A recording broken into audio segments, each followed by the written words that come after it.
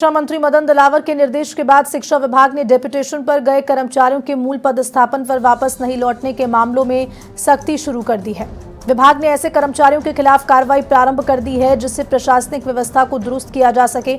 जानकारी के अनुसार प्रदेश भर में करीब 3000 से ज्यादा कर्मचारी विभिन्न विभागों में डेपुटेशन पर कार्यरत हैं। इनमें से अकेले जयपुर जिले में ही 300 से ज्यादा कर्मचारी शामिल हैं।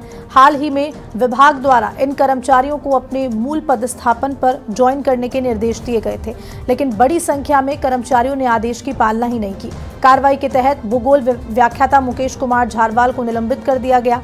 उनका मूल पदस्थापन बीकानेर जिले के धीरदेसर स्थित राजकीय उच्च माध्यमिक विद्यालय में था, जबकि वे साल 2015 से श्री डूंगरगढ़ के उपखंड और तहसीलदार कार्यालय में डेपुटेशन पर कार्यरत थे। शिक्षा मंत्री मदन दिलावर ने बताया कि डेपुटेशन नियमानुसार और सीमित अवधि के लिए होता है।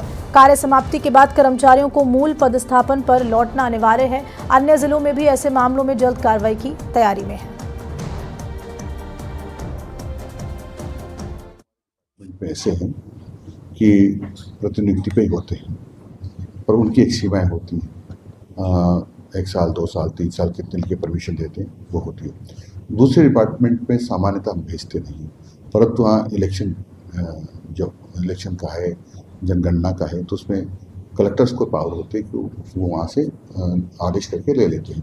हमने इससे भी जिला कलेक्टर को कहा है कि वो जब चुनाव के लिए उनको ज़रूरत हो तो मुख्यालय से ले, जैसे कि जिला कलेक्टर को जरूरत है तो जिला मुख्यालय से ले, एसडीएम को जरूरत हो तो एसडीएम मुख्यालय से। बीएलओ भी बनाए तो उसी कार्यक्षेत्र के बनाए, दूर दराज से बुलाकर बीएलओ नहीं बनाए। इस प्रकार से हमने विचार विमर्श चुनाव आयोग के साथ भी किया।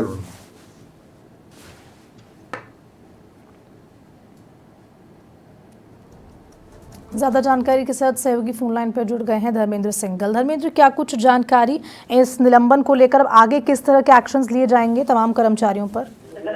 देखिए, सरकारी विभागों में जब कर्मचारी की कमी होती है तो कहीं से दूसरे विभाग से वहाँ पे कर्मचारी बुलाया जाता है, उसे डेपुटेशन कहा जाता है। इस तरह शिक्षा विभाग के कई कर्मचारी अन्य विभागों में डेपुटेशन पर जाते हैं और सालों तक वहीं जमे रहते हैं। इस तरह के मामले अब यहाँ पे देखे जा रहे हैं।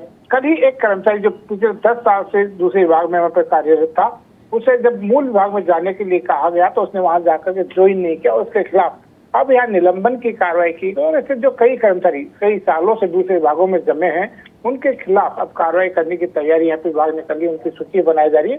और देखिए, इसमें 2-3 चीजें हैं कि जनगणना हो, एसआईआर का काम हो, बीएलओ का काम हो, उन कर्मचारियों के यहाँ पे छूट जाती है, उनको डेपुटेशन वहाँ पे किया जाता है, उनको वहाँ काम में लगाया जाता है। लेकिन कई कर्मचारी वहाँ जाकर के वहीं से हो जाते हैं और वापस मूल विभाग में नहीं लौटते।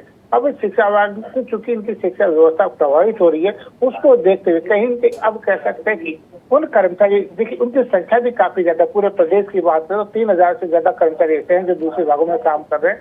और जयपुर की ही बात करते हैं, 300 से ज्यादा कर्मचारी ऐसे हैं जो अन्य विभागों में काम कर रहे हैं। अब उन्हें मूल विभाग यानी शिक्षा विभाग में वापस बुलाया गया। अगर ऐसे कर्मचारी जो कई सालों से डटे और वहाँ पे काम नहीं है, उन्हें वापस यहाँ पे आना पड़ेगा और नहीं आते तो उनके खिलाफ कार्रवाई की जाएगी।